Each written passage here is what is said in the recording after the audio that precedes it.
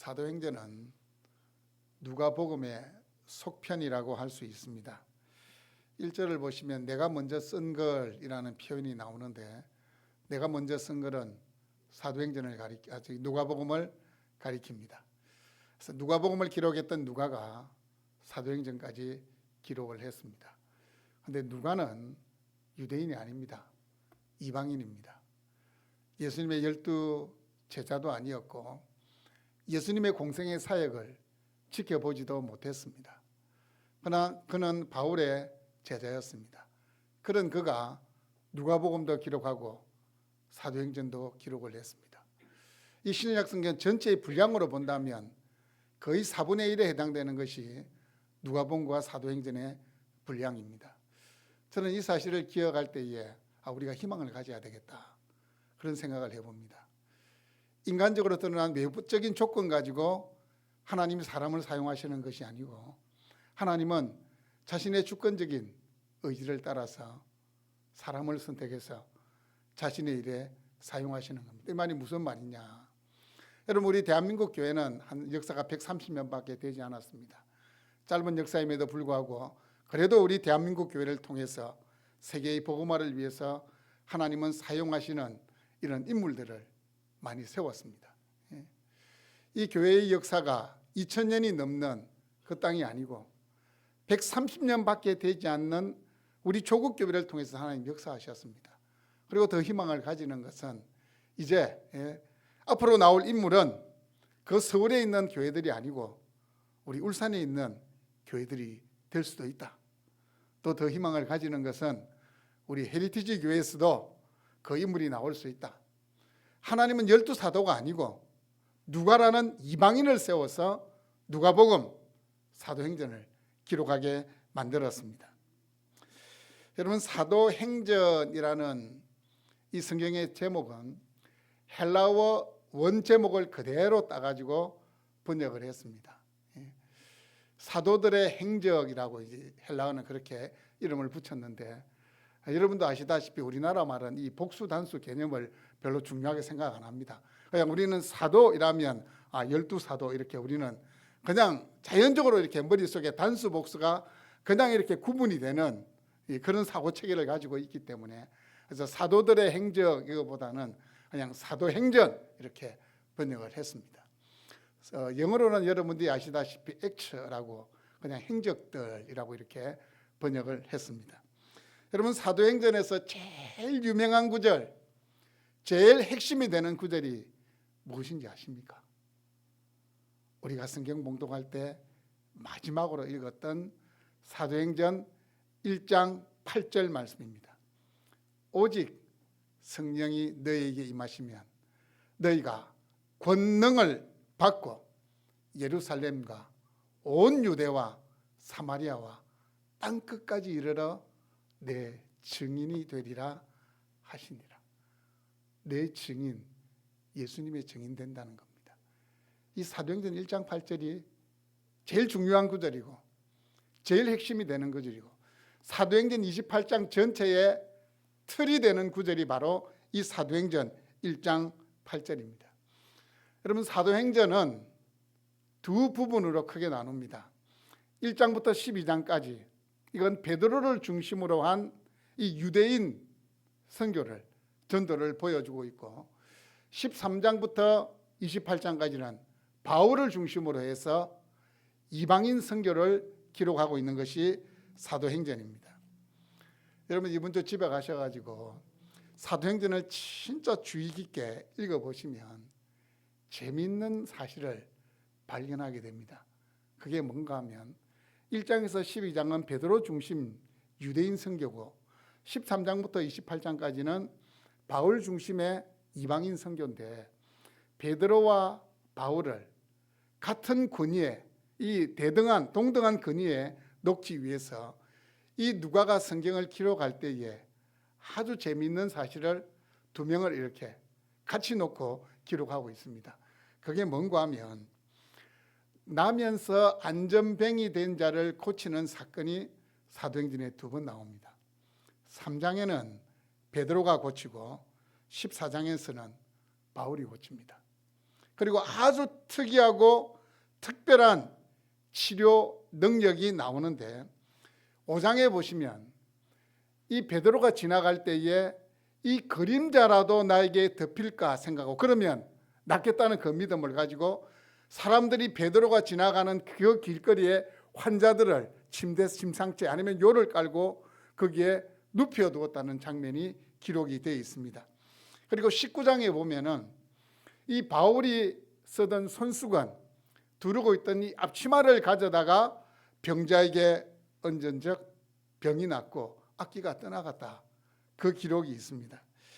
그리고 바울과 이 베드로의 사역 가운데에 마술사를 제압하는 그 내용도 동일하게 기록하고 있는데 8장에서는 베드로가 마술사 시몬을 복음의 능력으로 제압을 하고 13장에서는 바울이 바예수라 하는 이 마술사가 우리말로 막 나대니까 이 마술사를 눈을 멀게 만들어 버립니다.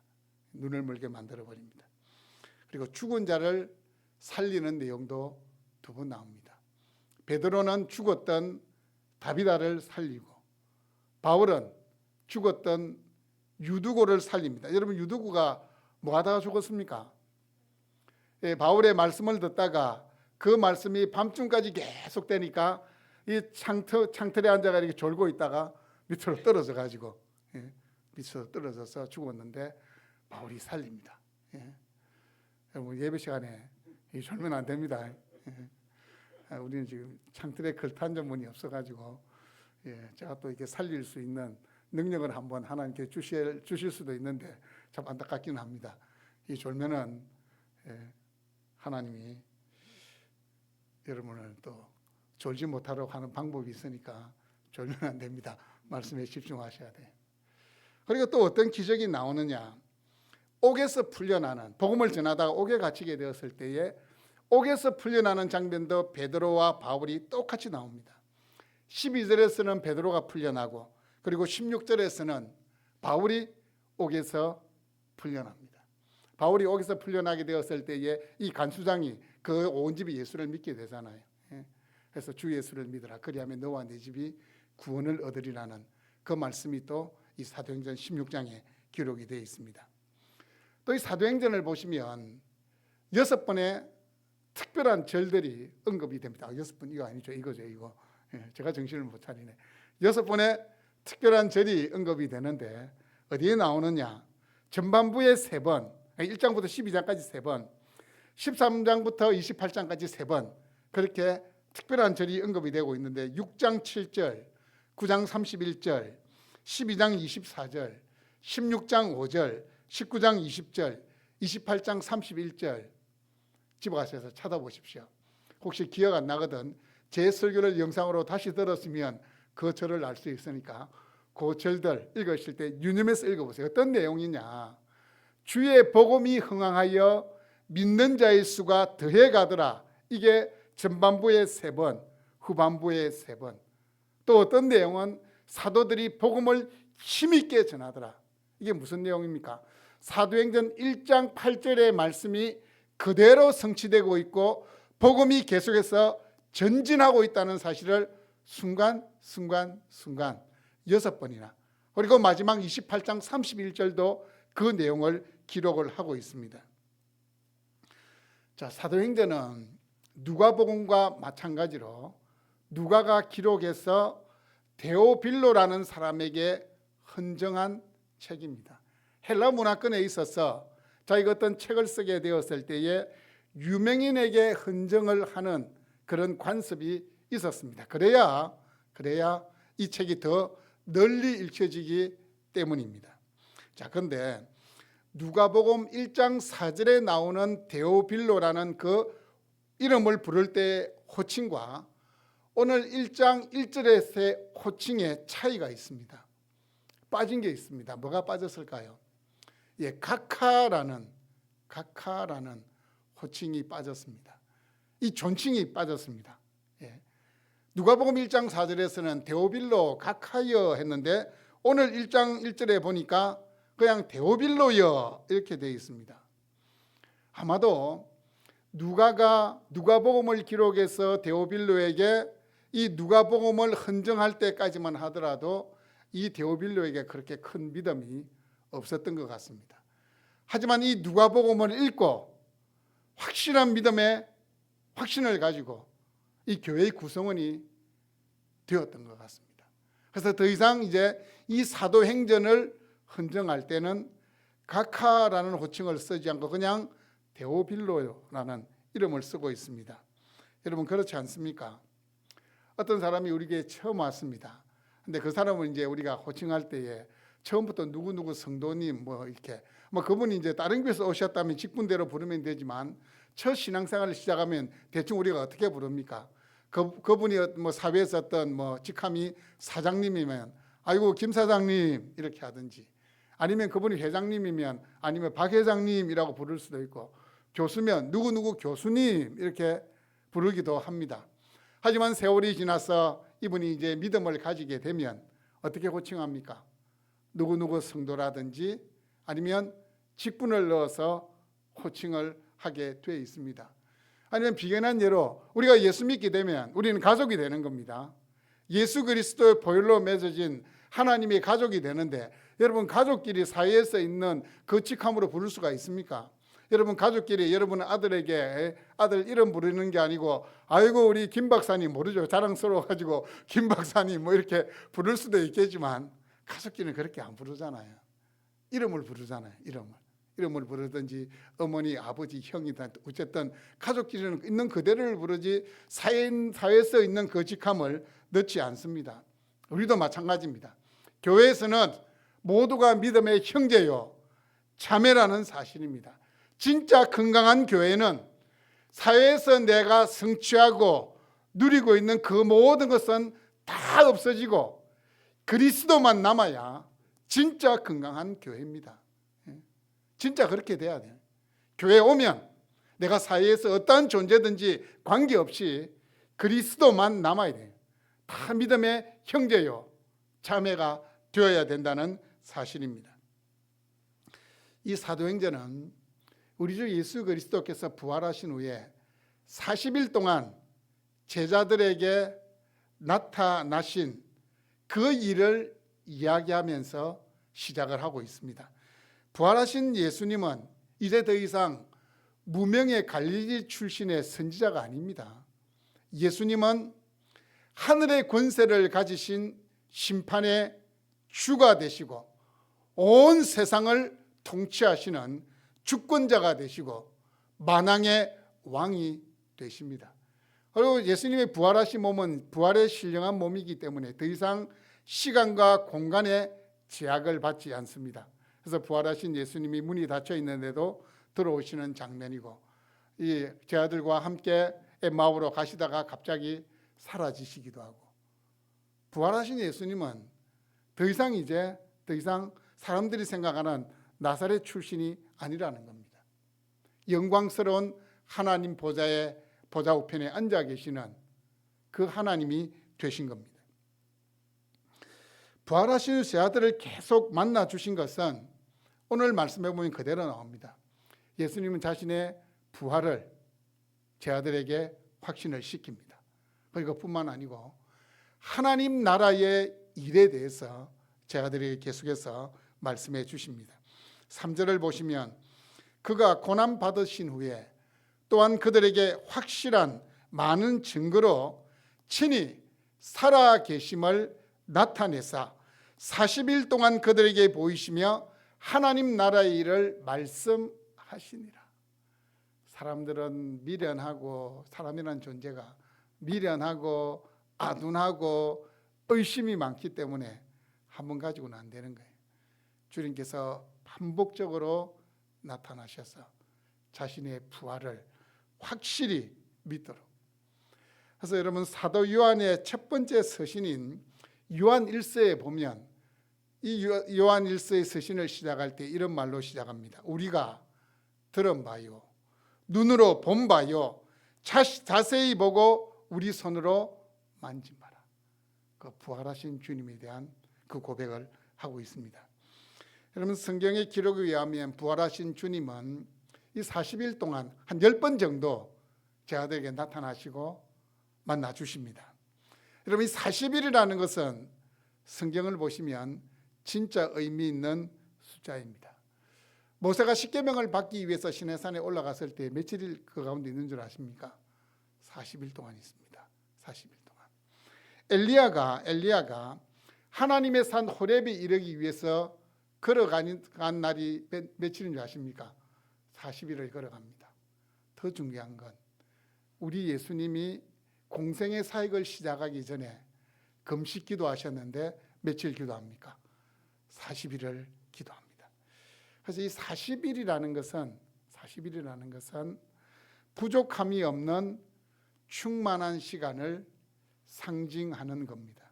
다시 말해서 우리 주님이 40일 동안 이 땅에 계시면서 제자들을 만나 주셨다는 것은 부활하신 주님에 대한 확실한 믿음을 가지게 되는 시간이고, 하나님 나라의 일이 무엇인지를 제자들이 확신하게 되는 그 기간이 40일이라는 그 시간입니다. 자신으로 말미암아 시작된 이 하나님의 나라를 이 땅 가운데서 이제 우리가 확장시켜 가야 되는구나, 우리가 이루어 가야 되는구나. 이 40일의 기간 동안 제자들은 자신의 사명을 발견하게 된 겁니다. 그런데 이 제자들이 참 이게 또 이렇게 6절에 보면 또 이게 몇 명이 또 정신을 못 차리고 있습니다. 여전히 하나님 나라 일이 아니고 이 땅의 일에 대해서 이렇게 관심을 가지고 있습니다. 제자들은 이 하나님의 나라를 지금도 이게 정치적인 회복으로 생각하고는 6절에 보시면 그들이 모였을 때에 예수께 여쭈어 이르되 주께서 이스라엘 나라를 회복하심이 이때니까, 또 이렇게 이야기를 합니다. 제가 예수님이라면 이 미련하고 어리석은 족속들아, 내가 부활한 후에 내가 40일을 너에게 10번이나 나타나면서 내가 부활한 것 확신시키고 하나님 나라가 뭔지를 내가 그토록 이야기를 했는데 아직까지 이스라엘 나라 정치적인 회복을 생각하느냐, 나 이렇게 호통을 쳤을 건데 우리 예수님께서는 제자들에게 그렇다 아니다 이렇게 말씀하지 아니하시고 회복이 영적인 회복이라는 사실을 이야기를 하십니다. 이러시되 때와 시기는 아버지께서 자기 권한에 두셨사오니 너희가 알 바 아니요. 이 말이 무슨 말이냐, 종말의 때가 언제인지가 중요한 게 아니고, 그때가 언제인지가 중요한 게 아니고, 그 종말의 때를 어떻게 준비하느냐, 그 종말의 때를 어떻게 살아가느냐가 중요하다는 사실을 우리에게 일깨워 줍니다. 여러분, 종말이 언제 올까 관심을 가질 필요가 없어요. 안 그렇습니까? 예를 한번 들어볼까요? 여러분 자신이 언제 죽는다, 내 죽는 날짜를 알면 여러분 행복할 것 같습니까? 진짜 불행합니다. 오늘도 하루가 줄었다, 오늘도 하루가 줄었다. 종말의 때를 알면 어쩌면 그게 두려운 가운데 살 수도 있습니다. 물론 어떤 사람은 끼어가지고 내가 그 종말의 때를 위하여 살아야 되겠다, 30년 뒤인데 30년을 초지간에서 살 수 있겠습니까? 종말의 때를 모르는 게 은혜입니다. 그냥 우리는 언제 종말이 올까 그 기간에 관심을 가지지 말고 지금이 종말의 때입니다.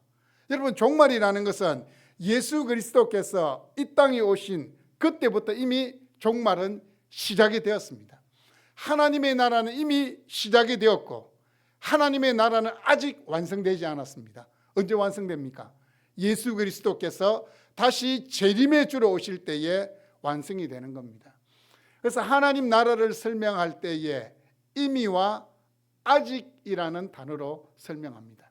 이미 하나님의 나라는 시작되어 전진하고 있고, 그렇지만 아직 완성이 되지 않았다, 그렇게 이야기합니다. 예수님이 이제 하나님 나라의 일을 제자들에게 맡겨도 될 시점에 이르렀다고 판단하셨기 때문에 이제 하늘로 가시는 겁니다. 하늘로 가시기 전에 예수님께서 한 가지 부탁을 합니다. 내가 하늘로 올라가더라도 예루살렘을 떠나지 말고 내가 약속한 것을 기다리라. 우리 주님이 약속한 게 뭡니까? 성령입니다. 보혜사 성령입니다. 성령이 임할 때까지 예루살렘을 떠나지 말고 기다리라. 우리 예수님이 기다리라 이렇게 했는데 그래도 이 120명이 모여가지고 이 사람들은 뭐 했을까요? 이렇게 기다려만 있는 게 아니고 기도하고 예배하면서 우리 예수님이 약속하신 성령이 임하기를 기다리고 있었습니다. 5절에 보시면 예수님은 성령께서 오시는 것을, 성령의 오심을, 이 성령 세례를 물 세례와 비교해서 말씀하고 있습니다. 세례 요한이 베푼 물 세례는 죄를 고백하고 죄 씻음의 증표로 받는 것이 세례 요한의 물 세례, 우리 세례입니다. 그런데 이 세례라는 것은 사람을 완전히 변화시키지는 못합니다. 물론 세례 받으면 일정 부분 변화가 일어날 수 있습니다. 변화가 일어납니다. 하지만 성령 세례를 받아야 사람이 완전히 변화됩니다. 5절에서 말씀하는 성령으로 세례를 받으리라, 이 말은 성령께서 이 땅에 오시게 된다, 임하게 된다, 그 말입니다. 단순히 성령의 오심이 아니라 이 무리들 가운데 충만하게 임하신다는 사실입니다. 성령이 조금 임하시는 것이 아니라 한없이 부어진다는 말씀입니다. 성령이 임한다는 것은 성령에 완전히 빠지게 되는 겁니다. 몸 구석구석과 모든 생각과 삶 전체에 하나님의 능력이 가득 차게 될 것이라는 겁니다. 예수님 그 말씀하신 겁니다. 실제로 오순절날 이들이 모여서 기도하고 있을 때에 성령께서 그들 가운데 충만하게 임재하십니다. 그러면 이 시점에서 우리는 성령 세례와 성령 충만 들어보셨죠? 성령 세례, 성령 충만. 어떤 교단은 이 성령 세례와 성령 충만을 구분하지 않고 하나로 뭐 이렇게 이야기하기도 하는데, 그런데 오순절날 첫 번째로 임하신 그 성령님이 지금 이제 은혜의 시대를 살아가고 있는 우리에게는 이 성령 세례와 이 성령 충만은 구분이 돼야 돼. 구분이 돼야 돼. 물론 제자들은 이미 이 오순절 성령 강림 사건이 있기 전에 예수님을 나의 구주 나의 하나님으로 믿었습니다.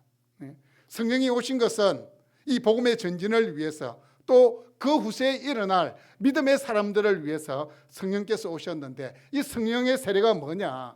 성령께서 우리의 마음을 열어주셔야 예수님을 나의 구주 나의 하나님으로 믿게 됩니다. 성령께서 우리의 입술을 열어주셔야 예수님을 구주로 시인하게 되는 겁니다. 그래서 성령께서 나에게 오셔서 믿어지게 하는 그게 뭐냐? 그게 성령 세례입니다. 성령 세례입니다. 우리에게 한 번 오신 성령님은 우리 안에 내주하시는 겁니다. 우리 안에 내주하십니다. 성령이라는 새로운 인격체가 우리 안에 내주하시는 겁니다. 그게 성령 세례입니다. 예수님이 나의 구주 나의 하나님으로 믿어진다면 여러분 이미 성령 세례를 받으신 겁니다. 만약 그게 믿어지지 않는다면 기도하십시오. 하나님, 저도 여기 있는 다른 분들과 같이 성령으로 세례받기를 원합니다. 여러분, 성령 세례는 단회적입니다. 한 번입니다. 한 번 우리에게 임하신 성령은 우리 안에 거하십니다. 하지만 성령 충만은 반복적으로 일어납니다. 성령 세례를 받은 자들에게 성령의 충만이 임하게 되어 있습니다. 성령에 의해서 전 인격이 지배당하는 겁니다. 그러면서 이 성령 충만을 받으면 우리 환경과는 관계없이 우리의 마음에 평강이 임합니다. 하나님이 주시는 평강이 임합니다. 환경에 구애받지 않고 기쁨이 있고 감사가 있습니다. 성령 충만을 받으면 이 땅에서 당하는 모든 환난과 역경을 이겨낼 수 있는 믿음의 사람이 됩니다. 성령 충만을 받으면 인간의 머리로는 이해할 수 없는 확신, 능력을 가지게 됩니다. 성령 충만을 받으면 사람 의지하지 않고 환경의 마음이 빼앗기지 않고 담대하게 행동할 수 있게 합니다. 두려움이 사라집니다. 성령 충만 받으면 죽음 앞에서도 두려워하지 않습니다. 여러분, 순교의 제물은 아무나 되는 게 아닙니다. 성령이 충만한 자들만이 가능합니다. 여러분, 스데반 집사님이 돌에 맞아 죽어갈 때에 성령 충만하여서 하늘이 열리고 하나님 보좌 우편에 서신 우리 주님을 보게 됩니다. 그래서 이 세리반 집사님인 주여 이 죄를 그들에게 돌리지 마옵소서라고 기도했던 겁니다. 여러분, 성령 세례를 이미 받은 우리는 계속해서 성령 충만을 위하여 간구해야 합니다. 성령 충만을 받아야 하나님 백성답게 살 수 있습니다. 8절 말씀을 보시면 주님께서 약속하신 성령을 보내주시는 1차적인 이유를 이야기합니다. 이건 이제 모여있던 120명에게 해당되는, 우리에게도 해당되는 건 마찬가지지만 일단 성령께서 왜 이 초대교회 성도들에게 임했는지 1장 8절 오직 성령이 너에게 임하시면 너희가 권능을 받고 예루살렘과 온 유대와 사마리아와 땅끝까지 이르러 내 증인이 되리라 하시니라. 여러분, 사도행전 2장 2절에서 3절 말씀을 보시면 오순절날 성령이 임하시는 장면을 이렇게 묘사하고 있습니다. 호련히 하늘로부터 급하고 강한 바람 같은 소리가 있어 그 온 집에 가득하며 마치 불의 혀처럼 불꽃이 막 이렇게 갈라지는 것처럼 불의 혀처럼 갈라지는 것들이 그들 위에 보이며 각 사람 위에 하나씩 임하여 있더니, 성령이 임하는 것을 불러서 거기 있는 사람들이 다 이렇게 시각적으로 볼 수 있도록, 청각으로 들을 수 있도록 처음 오신 성령님은 그렇게 임하신 겁니다. 여러분, 하나님의 백성들이 권능을 받을 수 있는, 세상을 이길 수 있는 단 하나의 방법은 성령 충만입니다. 성령 충만입니다. 성령 충만을 사모하고 간구해야 됩니다. 우리 성령님은 어떤 자들에게 충만하게 임재하시느냐? 사모하는 영혼들에게 충만하게 임합니다. 성령 충만을 받아야 능력 있는 증인이 됩니다. 내 증인이 되리랍니다. 되어라가 아닙니다. 되리라. 이게 뭔 차이냐? 되어라와 되리라의 차이는 자기가 주도하느냐, 성령이 주도하느냐. 되리라는 성령님이 주도한다는 겁니다. 성령이 임해야 된다는 겁니다. 되리라. 내가 하는 것이 아니고 성령께서 하십니다. 증인, 헬라어 마르티스 그렇게 이야기하는데, 이 증인이라는 뜻에는 순교자라는 의미가 있습니다. 인간의 모든 한계를 뛰어넘어서 목숨까지도 두려워하지 않는 하나님의 사람으로 변화된다는 것을 보여주기 위해서 증인이라는 이 말은 순교자라는 단어도 함께 있습니다. 제가 이 설교를 준비하는데 성령께서 한 가지 깨닫게 해주셨습니다. 작년 11월부터 이 교회 주변 매주 수요일 날씨가 흐리거나 비가 오면 저는 이렇게 날씨가 맑은 걸 좋아하기 때문에 이렇게 요일을 바꿉니다. 또 날씨가 이렇게 맑아야 사람들의 이렇게 마음 문이 열립니다. 이렇게 일주일에 한 번 전도를 하는데, 가만히 생각해 보니까 제가 전도하는 게 의무감에서 하고 있더라고요. 의무감에서 진짜 간절하게 성령의 충만을 구하고 성령의 역사를 위한 사모함과 간절함이 있었는데 그게 없었더라고요. 전도는 힘으로 안 되고 내 능력으로도 안 되고 오직 성령의 능력으로 되는 겁니다. 그래서 내가 새벽마다 이제 성령 충만함을 구해야 되겠다. 전도 내가 하는 게 아니고 내 증인이 되리라. 성령이 주도하시는 거니까 성령께서 주도하시도록 간구해야 되겠다. 그 깨달음을 주시더라고요. 사랑하는 여러분, 예수님의 증인으로 살아갈 수 있도록, 능력 있는 하나님의 사람으로 살아갈 수 있도록 성령 충만함을 간구하시기를 바랍니다. 오늘 말씀해 보니까 땅끝까지 내 증인이 되리라 했는데, 땅끝, 여러분 이 사도행전이 기록되던 시기에 땅끝은 어디였겠습니까? 사도 바울이 생각하는 땅끝은 어디였겠습니까? 로마가 사도 바울이 생각하는 땅끝이었습니다. 그래서 이 사도 바울은 마지막에 계속해서 자기가 로마로 가려고 했거든요. 사도 바울에게는 땅끝이 로마였습니다. 세계를 힘으로 정복했던 이 로마를 바울은 복음으로 정복하기를 원했던 겁니다. 예. 결국은 복음이 정복했습니까? 못했습니까? 정복했습니다. AD 313년 기독교도 정식 종교로 공인을 받게 됩니다. 왜 그렇습니까? 복음은 모든 믿는 자에게 구원을 주시는 하나님의 능력이기 때문입니다.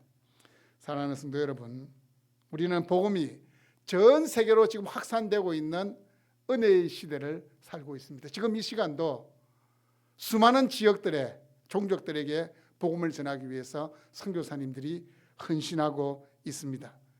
땀과 눈물을 흘리고 있습니다. 왜냐하면 이 천국 복음이 모든 민족에게 전파되어야 하리니 그제서야 끝이 오리라. 땅 끝까지 모든 민족과 종족에 하나님이 선택받은 자들에게 이 복음이 다 증거되어야 그제서야 종말이 오기 때문에 이 선교사님이 복음을 전하고 있는 겁니다. 우리도 복음을 증거해야 될 이유이기도 합니다. 여러분, 초대교회 성도들은 만날 때마다 마라나타 이렇게 인사했습니다. 마라나타. 주 예수의 오시옵소서거든. 주 예수의 오시옵소서. 마라나타.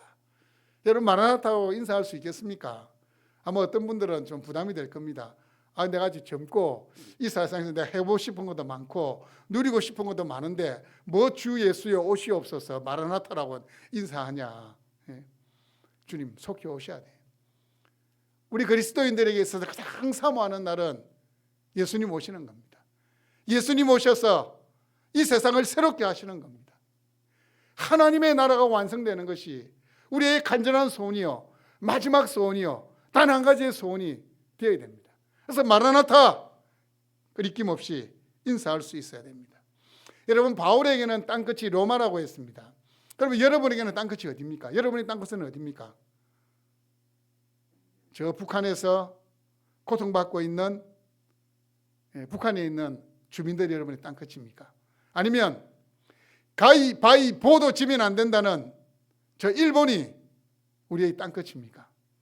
아니면 저 남극에 이름 모를 한 사람이 여러분의 땅끝입니까? 제가 생각할 때 우리에게 있어서 땅끝은 이 물리적인 거리가 아니고 이 마음의 거리입니다. 마음의 거리. 다시 말하면 영적인 거리. 내가 복음 전하기 가장 부담스러운 상대가 우리의 땅끝입니다. 그 사람이 물리적인 거리가 가장 가까운 가족일 수 있다는 겁니다. 다른 사람 전도 잘해도 가족 전도하기가 진짜 어렵습니다. 그럼 가족이 우리의 땅끝입니다. 땅끝까지 이르러 내 증인이 되리라. 가족에게 내 증인이 되리라 그 말씀입니다. 사랑하는 여러분, 초대 교회를 구성했던 핵심 인물들은 갈릴리 출신입니다. 갈릴리 출신. 갈릴리 출신이라는 것은 비하하는 표현이거든요. 시골 촌뜨기들이다 그 말입니다. 이 갈릴리 출신들이 세상을 뒤엎었습니다. 복음이 지구 한 바퀴를 돌았습니다. 이 갈릴리 출신들에 의해서 이 복음이 하나님의 능력이라는 사실을 보여주셨습니다. 여러분, 지금 우리 한국교회가 어떻습니까? 한국교회가 어떻습니까? 교회가 세상으로부터 이게 손가락질 받는 시대가 되었습니다. 제가 볼 때는 경건의 모양도 없고 경건의 능력도 없습니다. 그래서 세상 사람들이 열받으면 예수 믿는 사람들 보고 교회를 향해서 그렇게 이야기합니다. 예수 믿는 니하고 안 믿는 내하고 차이가 뭔데? 그렇게 이야기하는 사람들이 있습니다. 이 조롱 앞에 할 말을 잃었습니다. 여러분, 사도행전의 결론은 맺어지지 않는 상태로 급격하게 끝이 납니다. 바울이 로마 감옥에 갇혀서 가이사에게 재판받기 위해서 기다리는 그 2년의 시간이 언급되면서 사도행전이 끝이 납니다. 그게 무슨 뜻인지 아십니까? 사도행전의 역사는 지금도 계속되고 있다는 겁니다. 지금도 계속 되어야 한다는 것을 보여주기 위해서 결론도 채 맺지 않고 끝이 나고 있습니다. 세계교회 건설이라는 이 대사명이 우리에게 주어진 몫이요 사명이라는 것을 사도행전 마지막이 우리에게 전달하는 메시지입니다. 여러분, 이 세계교회 건설이라는 대사명을 위하여 땅끝까지 이르러 내 증인이 되리라는 이 약속의 말씀이 나의 말씀이 되도록 성령 충만을 사모하고 기도합시다. 그래야 내가 살고 우리 교회가 살고 울산이 살고 우리 민족이 살 수가 있습니다. 그래야 우리가 모일 때마다 우리의 예배가 하나님이 받으시는 예배가 되고 성령께서 임재하시는 예배가 되고 구원의 기쁨과 감격이 살아나는 예배가 될 수 있습니다. 여러분, 지금도 성령 역사 계속되고 있습니다. 그래서 여러분 보통 사도행전 29장 이렇게 표현을 합니다. 사도행전 29장을 기록해야 될 사람들이 저와 여러분들입니다. 사도행전은 현재 진행형입니다. 사도행전의 역사가 계속되기 위해서는 힘으로 능으로가 아니고 오직 성령으로입니다. 사도행전의 역사는 아직도 진행 중임을 믿습니다. 땅끝까지 끝날까지 복음은 계속해서 전진해 갈 것입니다. 왜냐하면 성령께서 하시기 때문입니다. 성령 충만함으로 이 복음의 전진에 주역이 될 수 있는 여러분 모두가 될 수 있기를 주님의 이름으로 축복합니다.